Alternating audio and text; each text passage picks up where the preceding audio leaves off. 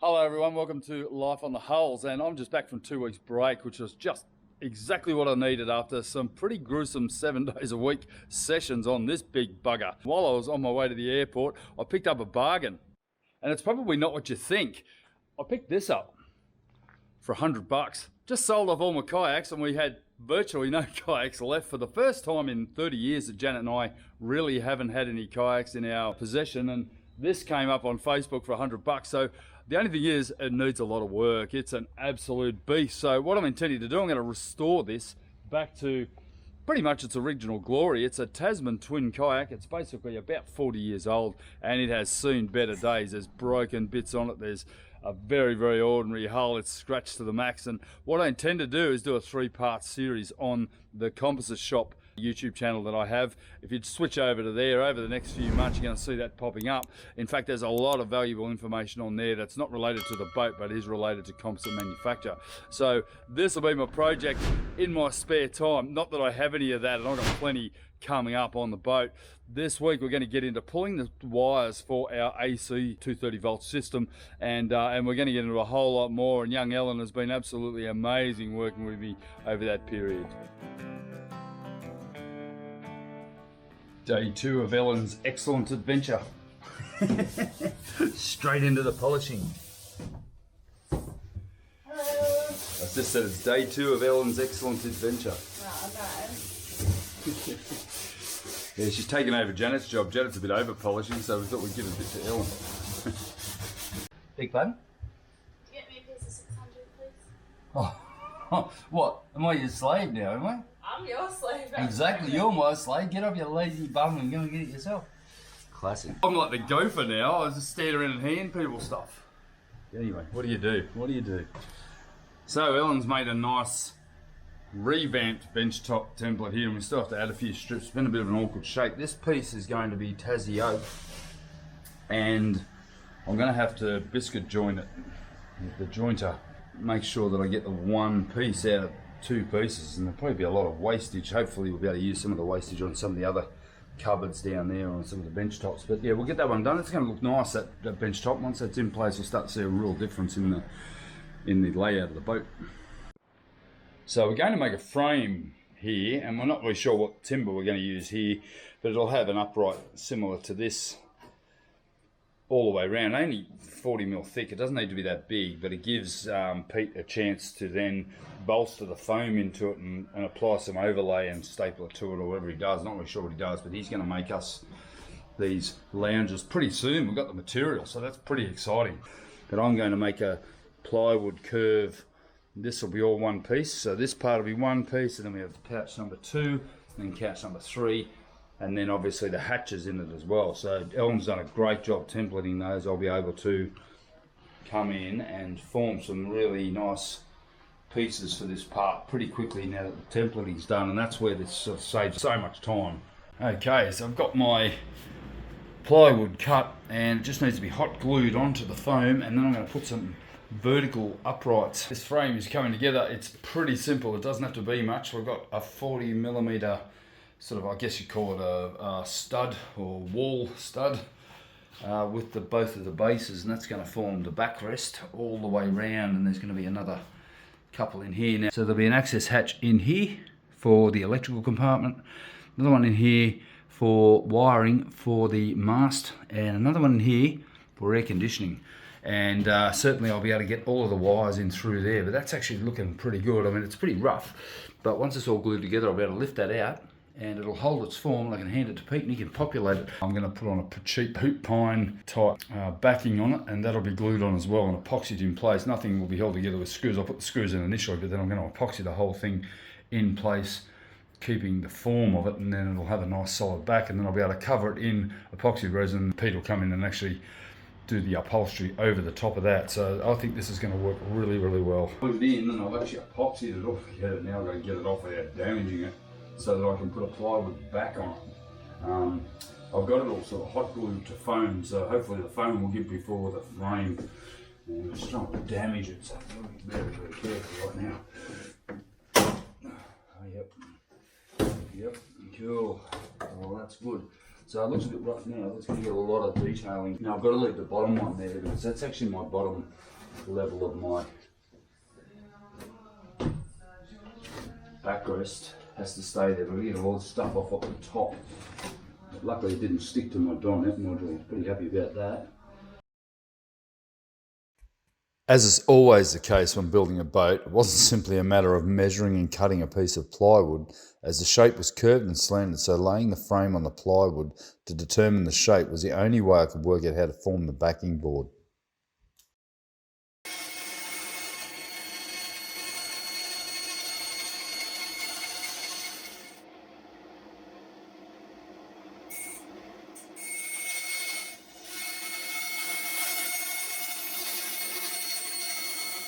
Okay, I've opted to allow 70mm at the bottom to make sure that the cushion never ever slides down under the other one, because the other one's going to butt up against it. So the cushion will end here at 70mm from the base here, and I've actually allowed for more plywood at the bottom, which actually is going to sit down on the bottom of the module, so there's no chance of it ever sliding down, and this is going to be mounted inside. I think that's going to work beautifully. So I'm just putting a couple of screws into the actual module just to hold this in place, and then I'm going to epoxy it all together, remove it, and then I can tidy it up, and yeah, that's a job done.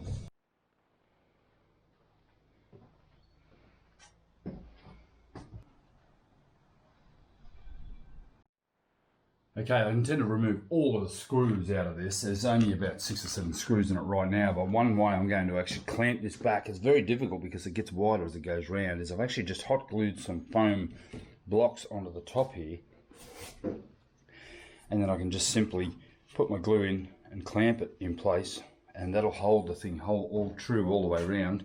And I'm going to make sure I get plenty of glue on these uprights here, and that's going to basically glue the whole thing together and make it one piece, and then I can take it out and tidy it up. I guess in the worst cases I might have to remove some of the top here, you know, it depends on how neat Pete wants it, but he really may not need it too neat because it's going to have a foam on it, so there's probably another 30 or 40 millimeters of foam going to go on here, and it's going to be stitched to be held in place. So hopefully you'll be able to work with this. I think it's actually come up really, really well.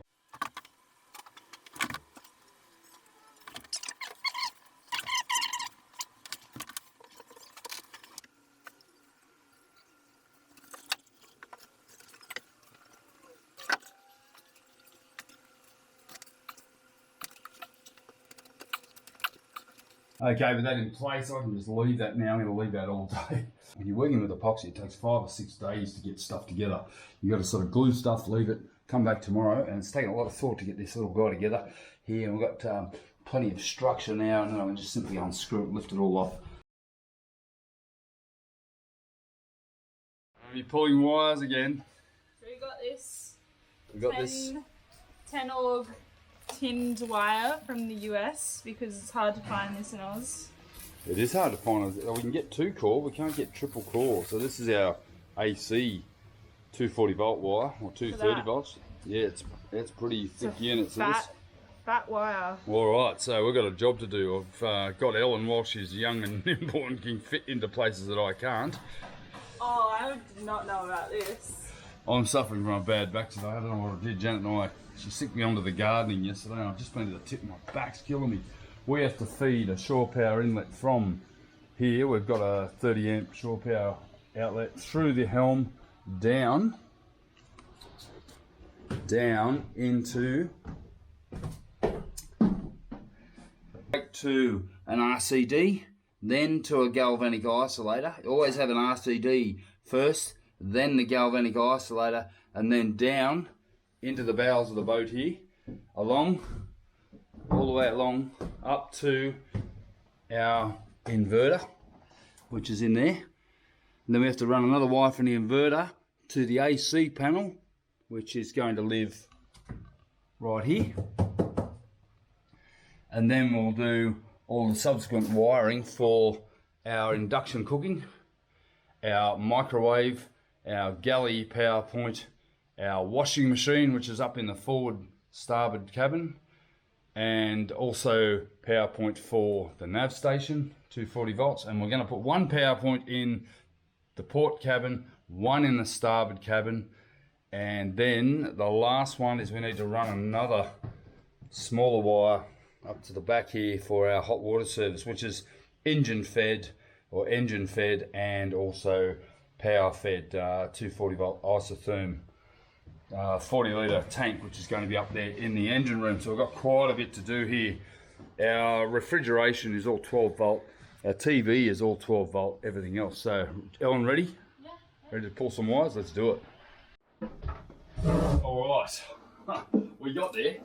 Okay, so we've got to feed a big 10 or 6.5 millimetre cable through, plus a 14 for our hot water service for down the back there, and we've got to feed it through this little conduit down in here, which is this conduit down in here. And luckily we've already got a drawstring there from when Zach and I pulled all the other wires, but we're also going to feed another one in, because whenever you pull one drawstring through, you should put another one in as a leader, just to a messenger line, just to make it easier when you have to pull another one. So I've got numbers of drawstring wires through here, but we'll get this one pulled now, and I'm sort of hoping it's going to go through. It's a fair chunk, because the AC wires tend to be large and almost rectangular, and particularly this one for a shore power is quite large. So we're going to get that one through now. Righto, fun begins. Righto, pull gently. Yep. Gently. Pull. Alright, it's in. Keep pulling gently. Gently. Keep pulling. Hang on. It's actually going in quite well, but there's a junction in the middle that's going to get caught on. Keep going, Dom. Hang on, righto, stop there. Righto, Bash. Oh, hang on. Righto, a little bit further. Yep. Yep. Hang on. Yep. Alright, we pulled our main shore power lead through to the inverter, so we're happy with that. That's what's laying there on the floor. Now we're trying to get some across to the forward cabin and to the galley now, so we've got our draw wire through. Righto, Ellen, we've got a dedicated conduit for all our AC stuff. I'm pretty happy about that. Righto, Ellen, go. That'll make life a lot easier for us. Well, that's going through now. Hang on a sec, hang on a sec. How you going? Got the end. Got the end, cool. Alright, brilliant. Alright, unwrap that one. And then we're going to draw some wires through. Oh, this is so much fun, getting these AC wires pulled. Ewan and I are having a great laugh here. This is so nice to have my daughter here helping me. I love it.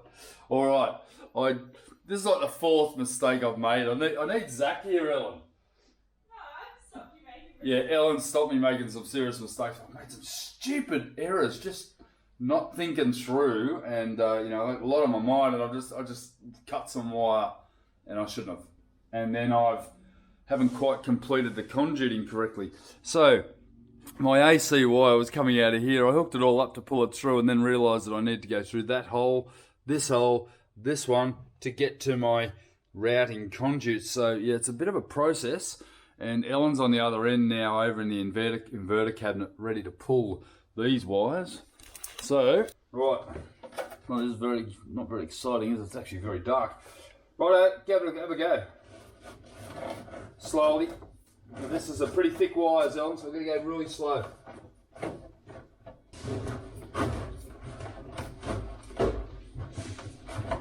Right. I don't think it's going in the tube. So just show them where it's getting caught. You can see all the snags we've got. Are you able to push it a little bit?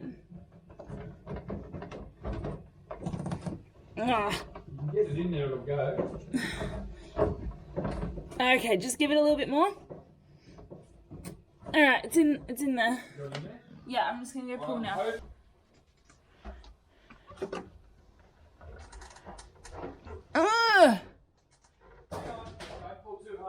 Well, it's not really wanting to come through.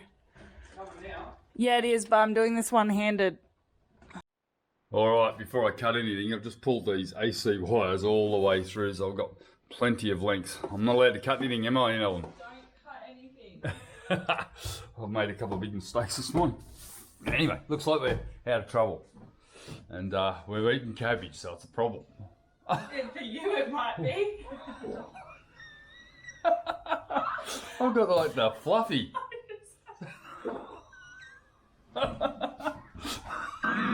It's like Fluffy's.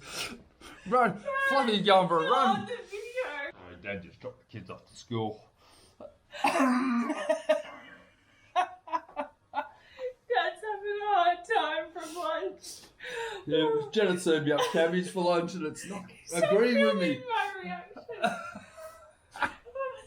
Don't go over the left side. Don't go over there. You'll regret it every minute of it. I need to get out of the phone. Just like her mum, she hates filming. I'd rather get shit done. Don't swear like your mum. Don't need to. Don't need a potty mouth daughter as well as a potty mouth wife. Well, what you celebrate? You didn't swear, I wouldn't swear. I don't swear.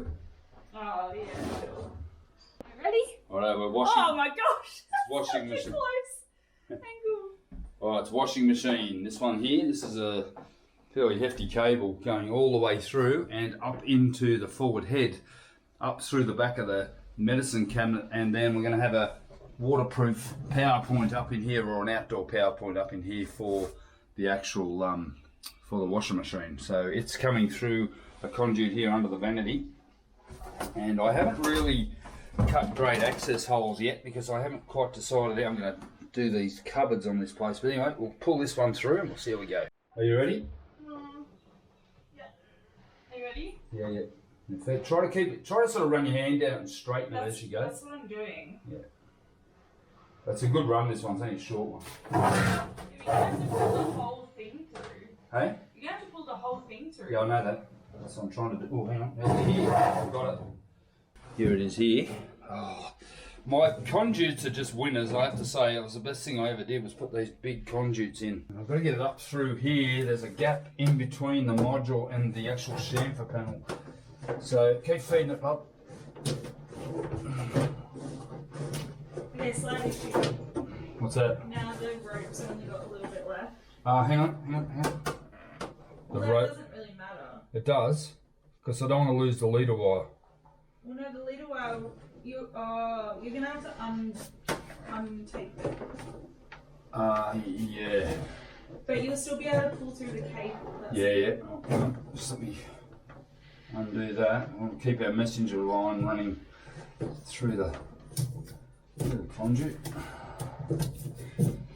Riveting video, this. You're gonna have to take a little bit more of that rope. Yeah, well, I'm hanging right out here. I'm going to end up with about 50 feet of cable here.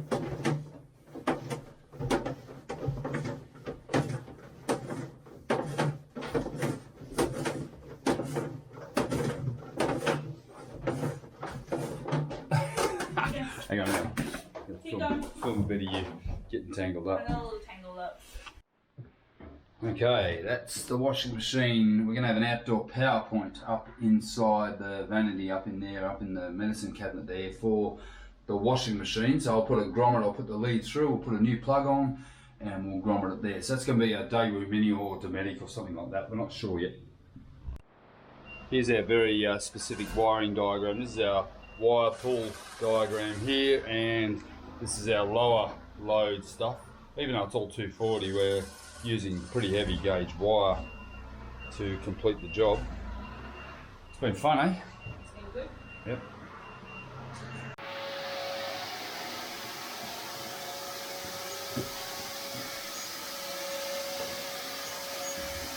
Epic wire pulling.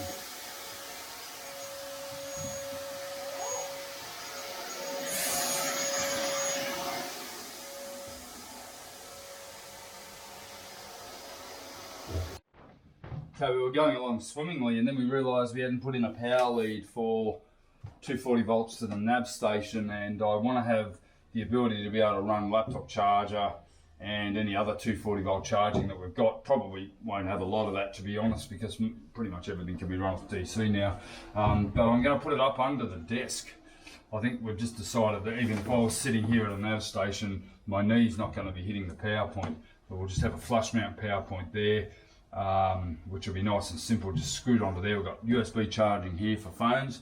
I think that'll be enough. Probably a light, you know, nice lamp or something coming off here. We're not going to go crazy here. There's only going to be a stereo and a USB here and perhaps an iPad or something. But, you know, we'll hold here and we'll pull this wire that we've just run.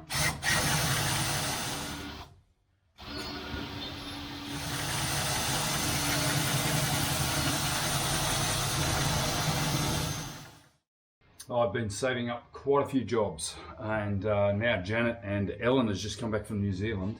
I've got plenty of staff to be able to get all those little jobs done that has been eating away at me for some time, one of which is our stern hatches for not only our rear lounge suite but our two sugar scoop hatches, or our hull hatches, our lazarettes. So what I have to do is actually create a drip line bead, and what I'm doing is actually gluing in strip of 10mm foam all the way around the perimeter of these hatches, and I'll just show you the other ones out here.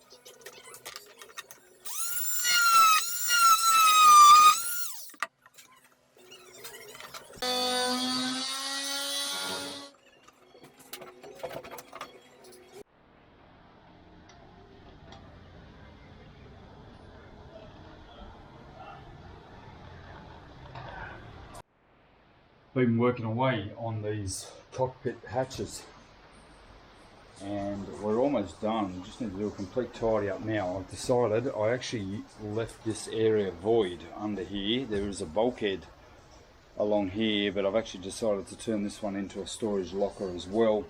Rather than having storage from inside, I want this excess storage outside. Could be an ice box, could be another fridge, could be just drink storage, could be emergency equipment storage.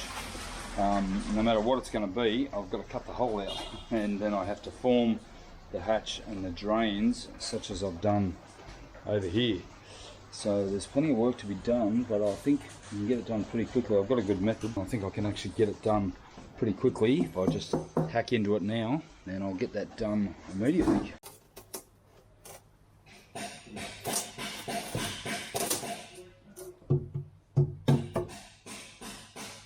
Okay, so I've cocked up. I thought I'd measured enough, but this bulkhead's not entirely straight and it's impeding in, so I'm going to have to cut this along here to make sure that I can get a drain under that locker. It's not going to be that hard to do. Stuff's pretty easy to do. You just got to think it through, and that's a bit of a shame. Look at the amount of glue I put in there just to hold that bulkhead in place. And that bugger's in the wrong place. What a bugger. Righto, so I'm going to have to cut away this wall here and form another bulkhead behind it with the drain.